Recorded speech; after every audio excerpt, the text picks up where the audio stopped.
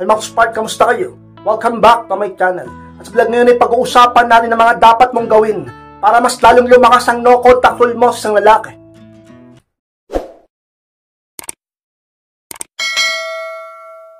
At kung handa na kayong lahat, masaya po tayo. At muli, peace pa!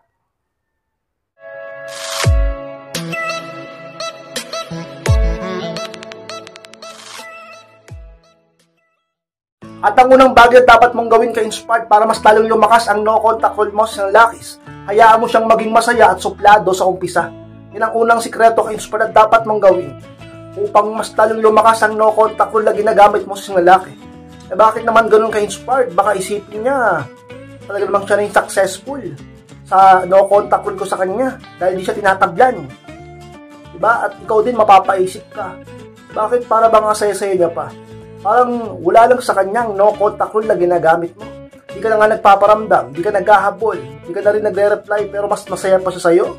At para bang siya pang may gana magsuplado at hindi mamansin, di maghabol sa'yo. Sa kabila ng hindi mo talagang paghahabol at pagpaparamdam sa kanya, para bang nakikita mong napakaligaya niya pa, hayaan mo siya. Ganyan talaga sa umpisa ka-inspire. Lalo na lalaki yan. Siyempre naman hindi niya ipapakita na tinatablan siya. At ayaw niyang makita ng iba, lalo ka na humihina siya o nanghihina siya. Ganyan yan mga kalalakihan. At masyadong mataas ang pride. Masyadong matitigas ang ego. Ayaw nilang natatalo. Ayaw nilang natatapakan ng pride nila. At ayaw nilang makita na mahina sila. Kaya sa umpisa, papakita lang masaya sila. Papakita nilang okay sila at magsusuplado sila. Kaya sinasabi ko sa inyo yung totoo. Kapag yan, ikaw natalo ka sa no contact rule na ginagamit mo sa kanya, lalaki lalo ang ulo niyan. Kapag ikaw ang sumukot, naghabol at nag-message muli sa kanya, at ikaw pa ang nagsorry at nagmukha ka na naman tanga, talaga namang ka-inspire na lalaking yan, ay mas lalong mawawalan ng respeto sa'yo, at uulitin niya lang ang ginawa niyang kasalbahihan sa'yo, o panloloko sa'yo, o pag-aabuso sa'yo. Kaya ka-inspired, hayaan mo sa umpisa, kahit ganyan, nakikita mo masaya siya. Nag-no contact rule ka, masaya pa rin siya. Nag-no contact rule ka na, di ka na nagpaparamdam, parang siya pa yung suplado. At wala siyang ginagawang effort para magkaayos kayo.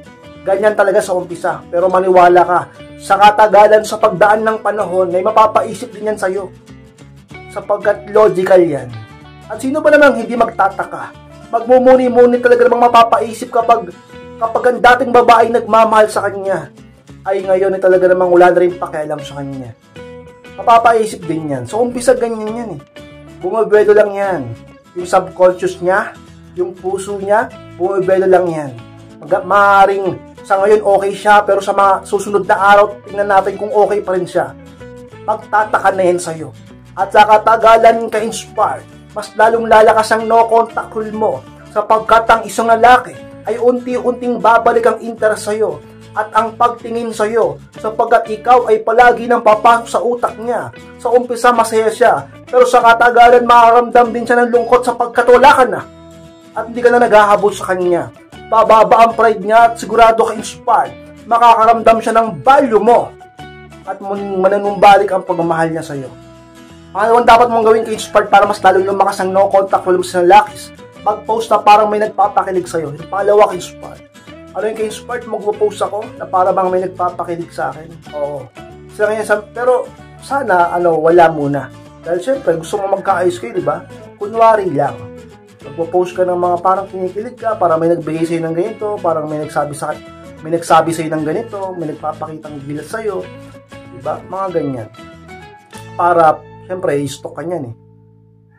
Ngayon, pag nakita niyo yung post mo na yun, dapat naka-public, isipin niya, sino kayo nagdudulot ng saya dito? Ba't parang kinikilig siya sa post na to?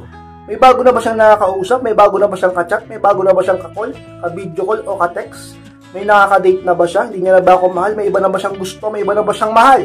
Bakit parang kinikilig siya sa post na to niya? Bakit sa post na to parang punong-puno siya ng pag-ibig at saya?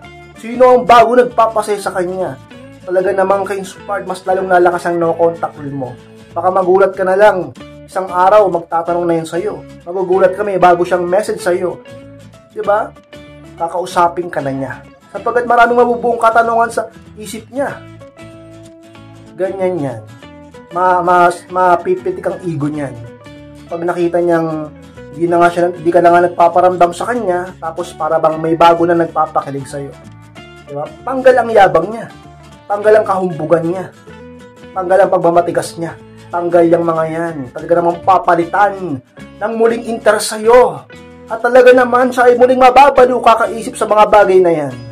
At dahil doon ka-inspired, ang lalaki ay maaaring unti-unting bumalik ang damdamin niya sa'yo. Pangatlong dapat mong gawin ka-inspired para mas lalong lumakas ang no contact rule na ginagamit mo sa lalakis. Ayusin mo ang buhay at sarili mo. Yun ang pangatlo ka-inspired. Kapag ginawa mo yan ka-inspired, sigurado ako, mas lalong tataas ang value mo at mas lalo ka magiging attractive sa mga tao. At magkakaroon sila ng paggalang sa'yo. At ang lalaking yun na iniwan ka at niloko ka, pinagpalit ka sa iba't sinasaktan ka at di pa nagpaparamdam sa'yo, ay tuturing kang high value na sinayang niya. Kaya mag-focus ka sa self-improvement, sa pag-aayos ng buhay mo. Dahil kapag yan ang inuna mo, ang lahat ng nawala sa'yo ay muling manunumbalik. Ang kaperahan mo, ang kaseksihan mo, ang kagandahan mo, ang pamilya mo, mga kaibigan mo, ang trabaho mo, ang oportunidad, at ang sabihin natin, ang pagtingin at pag-ibig sa'yo. Ganyan yan ka-inspire. Unahin mo lang ang mga tamang bagay at sigurado sunod-sunod na yan. Kapag inuna mong gawin kung ano ang tama, sunod-sunod na yan. Unahin mong sarili mo at ang lalaki, makikita yan. Sigurado akong magsisisi siya na sinayang ka at iniwang kanya at sinaktan kanya. At talaga namang ka-inspired, lalong lalakas ang no contact rule mo at maaaring matalo siya at muli siyang magparamdam at maghabol sa'yo, ka-inspired. At ang mga apat na pwede mong gawin ka-inspired para mas lalong lumakas ang no contact rule mo sa lalakis, magpaganda ng todo at magpa-sexy ng todo.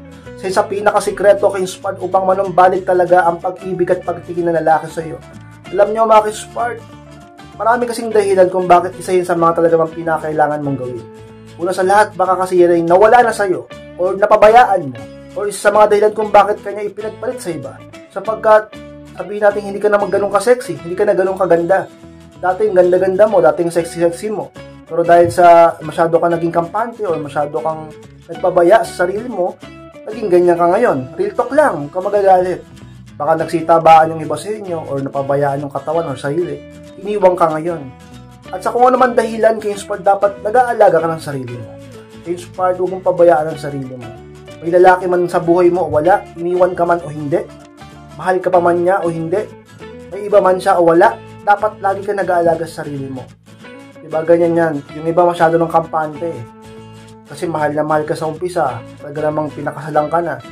Hindi yun yung dapat mong panghawakan. Ang dapat panghawakan ka-inspired, yung katotohanan. Anong katotohanan? Na hindi mo kontroladong lahat ng bagay tulad ng kanyang isip at puso.